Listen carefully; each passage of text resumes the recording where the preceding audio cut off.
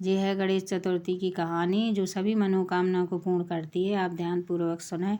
एक देवरानी जेठानी हती, सो उनकी देवरानी जेठानी में लड़ाई हो गई। अब जेठानी ने देवरानी को कछु नहीं दो। अभी हती बाद ना गणेश चतुर्थी को व्रत। अभी सोचने लगी कि आज हमारे गणेश चतुर्थी है और आज हमें कछु नहीं मिलो। रोवे लगी, बैठी बैठी सोच रही, रो रही।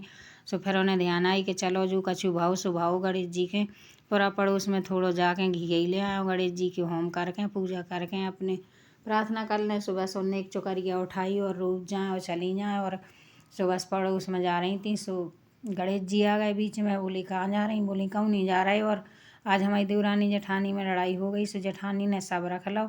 सो हमने सोची चलो पड़ोस में जाके थोड़ो घी ले आके गणेश जी को होम करके प्रार्थना कर लें। जो ऐसी जानो वहाँ गणेश जी महाराज सुबह से ही है, रोज जाएँ और कच जाएँ। गणेश जी बोले कि तुम का चिंता ना करो, हमारे पेट में हाथ लगा दूँ सो तुम्हें 4 लड्डू आ जाए और 1 चुकरिया घी आ जाए। सो अपनी जाओ सो पूजा करो, प्रसाद पाओ। बोली ठीक है। सुबह सुबह अपनी गई, गणेश जी के पेट में 2 ही हाथ लगा दे। सोने लड्डू आ गए, घी आ गो।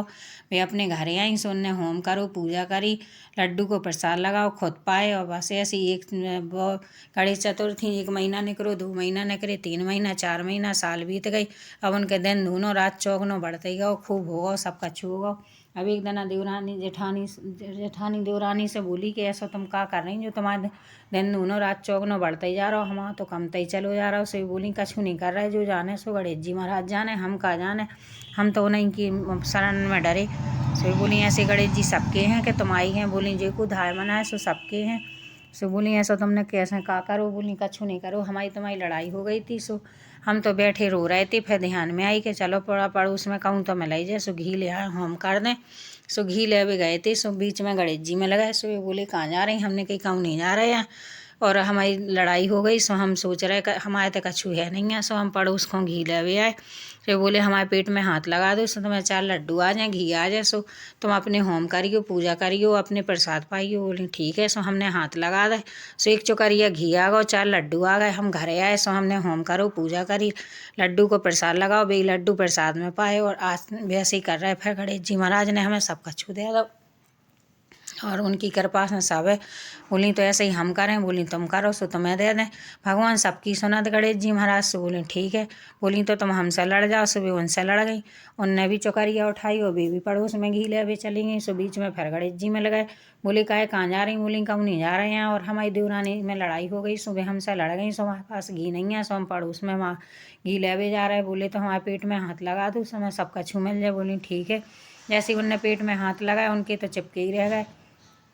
उनने तो कपट से आई थी। सो बस फिर वे चिल्लाने लगी कि बचाओ, को हमारे हाथ खींचो, बचाओ, हाथ खींचो। सो वे उनने सुनी कि जो तो दीदी की आवाज़ है। सो भक्ति आई। बोली का होगा दीदी? बोली कछु नहीं होगा, कपट से और पाप से तुम इन्हें तो जो करो कपटन। सो बोली हमने कछु नहीं करो, ऐसा हमसे कछु गलती हो गई हे गणेश जी महाराज, हमसे ऐसी का गलती हो गई और जो हमारे सिर से हमारा कलंक मिटाओ और इनकी प्रार्थना सुनो, जैसी हमारी सुनी इनकी सुनो, इनके हाथ नकारो।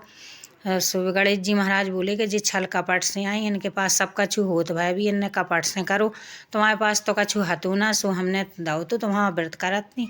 सो ये बोली कि महाराज जैसी हमारी राखी ऐसी इनकी राखी हो और जो को तुम्हें धाय मनाए सो सबकी राखी हो। जय हो गणेश जी महाराज की जय।